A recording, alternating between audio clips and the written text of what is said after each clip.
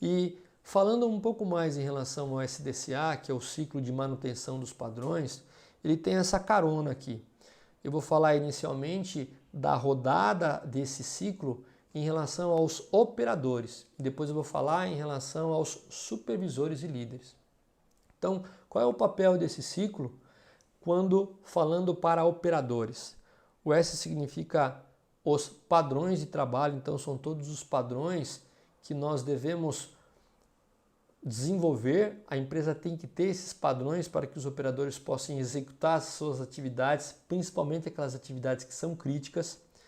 O D é a execução do padrão, uma vez que as operações têm esses padrões. D significa treinamento dos padrões e execução dos padrões por parte operacional.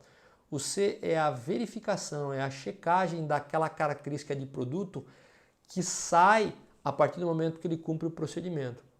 Nós vamos cumprir uma série de etapas no procedimento para colher uma saída, para ter uma saída que geralmente é um produto. Esse produto você vai precisar medir. Então, a partir do momento que os operadores medem aquelas características, a gente considera essa fase aqui na verificação. Se o procedimento for robusto, se os operadores estiverem cumprindo, vai ter característica de produto pelo menos estável, que é a função do SDCA. E depois tem que verificar se está dentro das especificações. Geralmente, um padrão robusto, ele não só garante estabilidade, como capacidade também. Capacidade de manter as medidas dentro dos limites de especificação. E A é alguma ação se houver um desvio da checagem do produto real que está acontecendo versus a sua especificação. Se tiver um desvio do que está acontecendo em relação ao que é esperado, é necessário que faça um ajuste, é necessário que faça uma correção do processo. Então essa é a parte operacional. A parte de supervisão, como funciona? Aqui os supervisores que vão auditar o processo ou os líderes, eles verificam e estudam o que é solicitado para que o operador faça. Esse D é o diagnóstico, ele vai verificar em loco se os operadores realmente estão cumprindo, se eles conhecem, fazendo perguntas-chave em relação a esse procedimento. Eles podem verificar ou pedir para verificar, para o operador verificar como é que está a saída daquela característica que o padrão pede para medir. E aí, se estiver tudo bem, não esquecer de agradecer, de dar os parabéns para a operação. Se tiver algum desvio, isso tem que ser tratado. Então aqui eu te expliquei mais ou menos como funciona esse ciclo, tanto da parte operacional como da parte de supervisão. Então, pessoal, como que a gente começa a arrumar a casa, né, com relação ao ciclo PDCA? Então, nós temos que começar a padronizar. Então, muitas empresas que nós trabalhamos, os padrões já estão lá.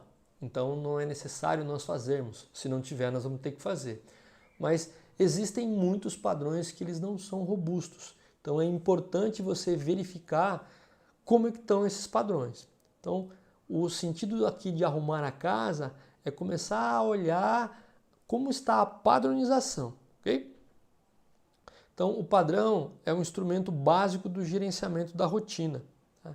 Então, é um instrumento que indica a meta fim, que é simbolizado por essa parte de controle, né? Eu vou controlar o que? Uma característica fim do produto, e os procedimentos, que são os meios para obter essa característica fim, para a execução dos trabalhos, de tal maneira que cada um tenha condições de assumir a responsabilidade pelos resultados.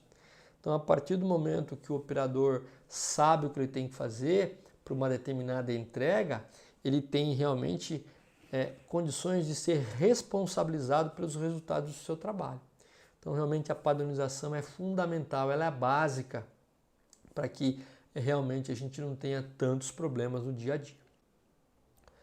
E não existe gerenciamento sem padronização. Então, não existe gestão se realmente o processo não estiver muito bem padronizado. Então, diga-se de passagem nesse destaque, nesse slide.